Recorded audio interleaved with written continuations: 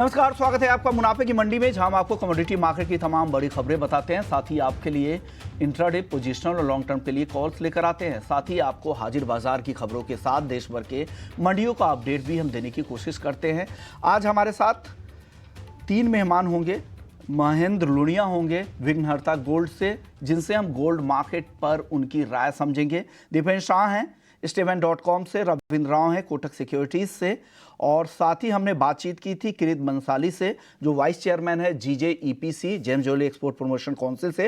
लेकिन सबसे पहले हम उस बाइट को आपको सुनवाना चाहेंगे। रिलायंस इंडस्ट्रीज के चेयरमैन मुकेश अंबानी ने जेम्स ज्वेलरी इंडस्ट्रीज को लेकर क्या कहा है, उन्होंने क्यों इस इंडस्ट्री की सराहना की है, सबसे पहले वो सुन लेते हैं। As a businessman, I have to admire what you have achieved.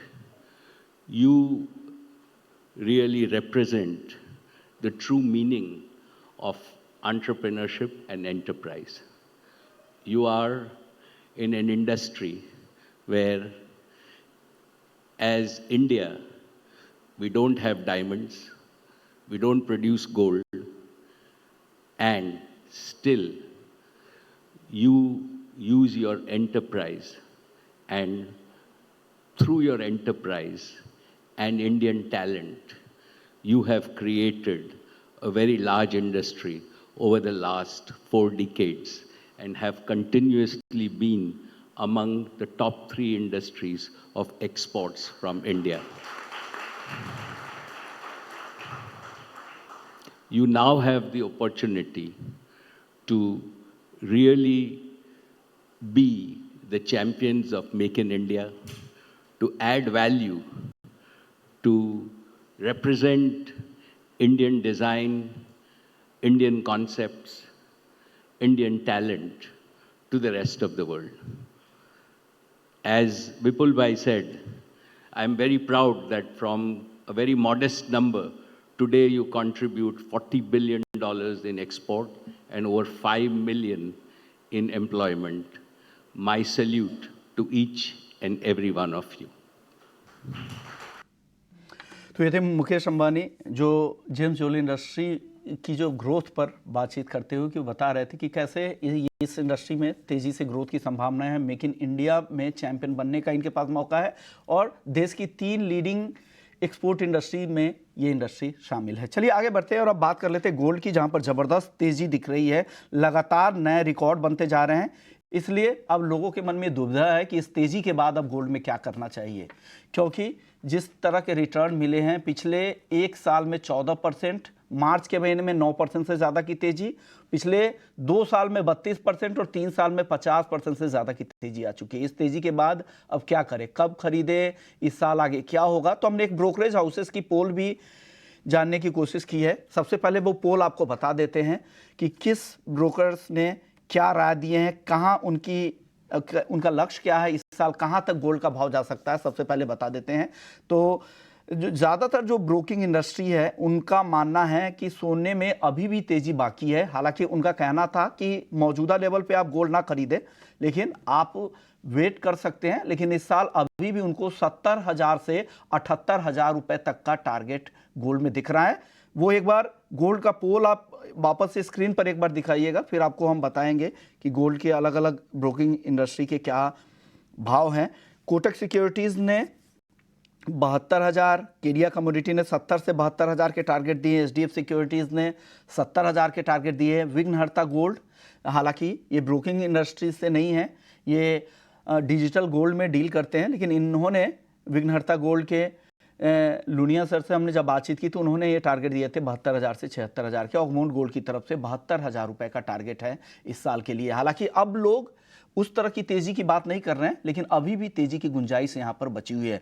सबसे पहले महेंद्र लुनिया जी, आप बताइए क्या लग रहा है, आपने जो टारगेट दिए है 72,000 से 76,000 इस साल के लिए, क्या इतनी तेजी और आपको यहाँ से दिख रही है, और उसके पीछे वजह क्या आप देख रहे हैं? विष्णु मोहन जी, धन्यवाद, आपने मुझे यहाँ पे बुलाया, आपके साथ बातचीत करने का मौका दिया। लेकिन जैसे अपनी बात हो रही थी, आप गोल्ड के भाव अभी भी, वैसे तो शुरुआत हुई है, मैं तो इतना ही कहूंगा कि सच मायने में पार्टी अभी शुरू हुई है। और अगर गोल्ड को अगर आप लॉन्ग रूट में देख रहे हो एक इस साल के एंड तक, तो 72,000 से लेकर 74,000 रुपए तक के भाव आपको आते हुए एंड तक मिलेंगे, इस साल के एंड तक मिलेंगे। थोड़ा बहुत ऐसा लगेगा आपको कि कहीं पे रुक रहा है गोल्ड, लेकिन नहीं, ऐसा नहीं होगा, क्योंकि गए 2013 के बाद अगर हम पूरे गोल्ड को देखें वर्ल्ड वाइड में, तो सच मायने में गोल्ड ने अभी $2,200 क्रॉस किए हैं। और अभी अगर आप देखो तो 2270 ही है। ये अगर हम इतने बड़े टेन्योर की बात करते हैं 2011-12 के बाद से लेकर 2014 तक की, तो मुझे लगता है कि कॉमेक्स पे गोल्ड ने अपना वनवास खत्म किया है। और अब गोल्ड जो भागना शुरू हो जाएगा, $2,300 तो आपको अभी अभी दिख जाएंगे। इसके मुताबिक अगर आप रेट को देखते हो तो 70,000 के रेट इस महीने के एंड तक, मार्च एंड तक भी आपको देखने को मिल सकते हैं। और अगर मैं 72 और 78,000 के रेट की बात कर रहा हूँ एंड तक की, ईयर एंड तक की, तो थोड़ी बहुत गुंजाइश रहेगी कि कहीं ना कहीं आपको मौका मिलेगा। लेकिन मुझे नहीं लगता कि 1,000 1,500 से ज्यादा गोल्ड के रेट नीचे आएंगे। लेकिन अगर आप लॉन्गर टर्म 2 या 3 साल के लिए अगर आप इन्वेस्टमेंट करना चाहते हैं, तो 2027 तक 1,00,000 रुपया प्रति तोले के गोल्ड के भाव आपको देखने को मिलेंगे। अब ऐसा क्यों हो रहा है?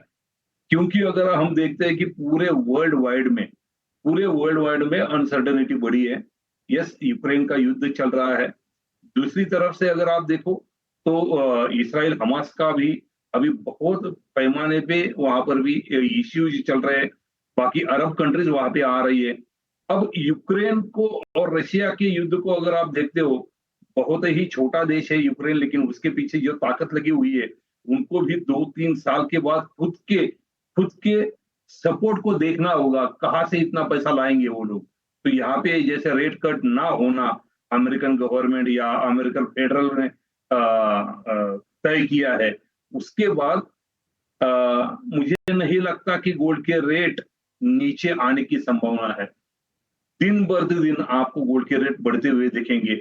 और मैं यहीं पे आपके द्वारा सभी इन्वेस्टर को यही कहना चाहूंगा, this is also very good rate. यहाँ पर आप इन्वेस्टमेंट करिए।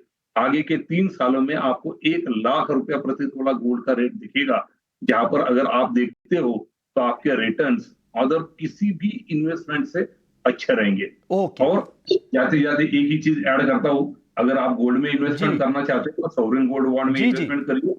रेट के साथ साथ ब्याज भी मिलेगा। ओके, शुक्रिया महेंद्र लुनिया साहब, आपने अपनी राय रख दी।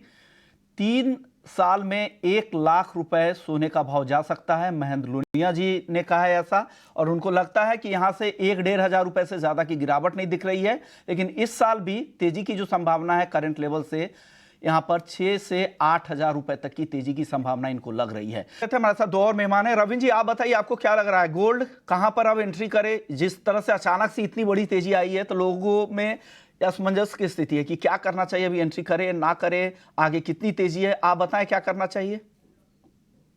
नमस्कार विश्वमोहन जी। विश्वमोहन जी, मेरे हिसाब से गोल्ड में अभी ये शुरुआत हुआ है। हम काफी टाइम से वेट कर रहे थे कि 2150 डॉलर के ऊपर सस्टेन करे। ऑलमोस्ट 3 साल से प्राइजेस एक कंसोलिडेशन मोड में था। मैंने ट्वीट भी किया था जहाँ पे हमने दिखाया था कि प्राइजेस में एक ब्रेकआउट अगर आता है तो ऊपर की पोटेंशियल क्या होगी। तो हमें लगता है कि $2,500 is what we are expecting. 2250 हमने पहले बोला था। उसके ऊपर तो प्राइस आ गया है, बट आई थिंक ओवरऑल इसका जो टारगेट है वो $2,500 तक का है। हो सकता है कि वो या तो ये साल में आए या फिर नेक्स्ट ईयर में आए, बट ओवरऑल हमारा व्यू जो है वो $2,500 का है। और अगर इंडियन मार्केट्स में देखें तो हमें लगता है कि ये साल में पॉसिबिलिटी है कि 72,000 तक आ सकता है, जो कि आपने पोल में भी दिखाया है। बट जो एक्सट्रीम केस है वो 75,000 तक का है। रीजंस सबको पता है क्या है, इंटरेस्ट रेट कट का एक्सपेक्टेशन है। जो इम्पोर्टेंट रीजन है वो मेरे हिसाब से ये है कि ईटीएफ फ्लोज जो रुका हुआ था because of the higher interest rate, अभी इंटरेस्ट रेट कट होगा तो ईटीएफ फ्लोज भी आना शुरू हो जाएगा। हालांकि फिजिकल डिमांड में थोड़ा सा कटौती हो सकता है, बिकॉज जब भी प्राइस ऊपर जाते हैं तो फिजिकल डिमांड थोड़ा सा घटता है। बट आई थिंक वो ज्यादा इम्पैक्ट नहीं करेगा, क्योंकि अगर ईटीएफ फ्लोज आता है, सेंट्रल बैंक की बाइंग ऑलरेडी चल रही है, तो मेरे हिसाब से ये एक पॉजिटिव फैक्टर है गोल्ड के लिए। तो मुझे लगता है कि there is no good time to buy gold. Gold में कंटिन्यूअस इन्वेस्टमेंट करते रहना चाहिए। All dips is a buying opportunity. और मुझे लगता है कि 2150 से 2100 का अभी एक बॉटम हो गया है। तो व्हेनेवर प्राइजेस गिरता है से 67,000 या 66,000 के आसपास, I think it's a good buying opportunity. थोड़ा सा करेक्शन के लिए वेट कीजिए और हमें लगता है कि 72,000 जल्द हम देख सकते हैं गोल्ड। एमसीएक्स पर जल्द देख सकते हैं, ऐसा रविंद्र जी मानते हैं। यहां पर ना खरीदे, थोड़े बहुत गिरावट का वेट करें, गिरने दे फिर खरीदे। दीपेन जी आप बताइए, गोल्ड सिल्वर पे क्या राय है, आप क्या दे रहे हैं, आपकी सलाह क्या है? देखिए, सबसे पहले तो फाइनेंशियल नए साल की आप सभी को शुभकामनाएं। आशा है, उम्मीद है कि आपका चैनल ऐसे ही तरक्की करता रहे। और इसके साथ साथ हम देख रहे हैं कि गोल्ड भी नए ऑल टाइम हाई पे है, तो सोने पे सुहागा ऑलरेडी हो चुका है। तो मेरी बेस्ट विशेस है आपकी चैनल्स के लिए और आपके लिए। देखिए, अगर आगे गोल्ड की बात करेंगे तो डेफिनेटली सब लोगों की तरफ से यही राय है, टेक्निकली भी यही रुझान मिल रहे हैं कि गोल्ड हमें लगभग 72,000 के आसपास जाने को मिल सकते हैं। लेकिन यूफोरिया में हमें एक बात बहुत ही ध्यान रखनी चाहिए कि आज भी गैप अप मिला है। पिछले सेशन में यानी कि शुक्रवार के दिन, सॉरी थर्सडे के दिन भी हमने देखा था कि 1100 पॉइंट से ऊपर गोल्ड के प्राइसेस थे। तो थोड़ा ओवरबॉट सिनेरियो है, ओवर हीटेड है मार्केट्स। तो थोड़े नीचे आने दे, प्रॉफिट बुकिंग आने दे, उसी के बाद आप बाइंग करने की कोशिश करें। बिकॉज अभी थोड़ा रिस्क रिवॉर्ड रेशियो थोड़ा रिस्की लग रहा है मार्केट्स में। नीचे आने दे, डिप्स आने दे, और उसी के बाद रिटेल निवेशकों की एंट्री हो, तो यही बेटर रणनीति हो सकती है। अब बहुत छोटा छोटा जवाब चाहेंगे। रविंद्र जी चांदी में बताइए क्या करें, 76,000 के आसपास है, क्या करना चाहिए? वेल, चांदी में मेरे हिसाब से थोड़ा सा लगाड़ है चांदी, क्योंकि बेस मेटल्स में प्राइसेस थोड़े से अटके हुए हैं। लेकिन कॉपर में मुझे लगता है कि बहुत जल्द हम 800 का लेवल देख सकते हैं फ्रॉम अ पोजिशनल पर्सपेक्टिव। तो उस लिहाज से मेरे हिसाब से चांदी में बुलिशनेस कंटिन्यू रहेगा, क्योंकि गोल्ड ऑलरेडी ऊपर है। 78,000 78,500 का एक लेवल रहेगा जिसको वॉच करना पड़ेगा। अगर उसके ऊपर सस्टेन करता है तो मेरे हिसाब से चांदी 84,000 तक आ सकता है। तो मुझे लगता है कि उसमें भी तेजी है, बट एक क्रूशियल लेवल इंपॉर्टेंट है 78,500 का, जो हमें लगता है कि निकल जाएगा। और अगर वो निकल जाता है तो 84,000 तक के लेवल्स आ सकते हैं। तो मेरा जो इनिशियल लेवल है वो 78,000 का होगा पोजिशनल पर्सपेक्टिव से। इंट्राडे पर्सपेक्टिव से आई थिंक 76,150 का टारगेट पॉसिबल है। तो अगर डिप आता है कहीं पर भी 75,800 का बाइंग कर सकते हैं with stop loss of 75,450। Okay, आप बताएं दीपेन जी, क्रूड में क्या करना चाहिए? इस हफ्ते ओपेक प्लस की ज्वाइंट मिनिस्ट्रियल मीटिंग भी है, क्या करें? देखिए, 6,850 860 के आसपास डिप आता है तो वहां पे खरीदारी करके चले। चाहे आप मिनी में खरीदारी करें या ऑप्शंस में खरीदारी करें। तो यहाँ से अगर 100 पॉइंट का डिप आता है तो क्रूड ऑयल में बाइंग करके चले। हमारा मानना है कि 7,050 और 7,050 के ऊपर 7,180 के टारगेट्स भी आपको देखने मिल सकते हैं। लेकिन मार्केट में वोलेटिलिटी रहेगी तो डेफिनेटली स्टॉप लॉसेस के साथ ही ट्रेड करें। बेस मेटल्स में क्या पसंद है आपको? बहुत छोटा जवाब दीजिएगा। वेल, बेस मेटल्स में मेरे हिसाब से कॉपर ही अच्छा लग रहा है। जैसे मैंने बताया, कॉपर में बहुत जल्द हम 800 तक के लेवल्स देख सकते हैं, क्योंकि चाइना से थोड़ी सी फैक्ट्री आउटपुट और इंडस्ट्रियल एक्टिविटी की थोड़ी सी पॉजिटिवनेस दिख रही है, जो कि कॉपर को सपोर्ट कर सकता है। इंट्राडे या फिर एक दो दिन के पर्सपेक्टिव से पॉसिबिलिटी है कि कॉपर 770 तक जा सकता है। तो 763 would be ideal buying zone.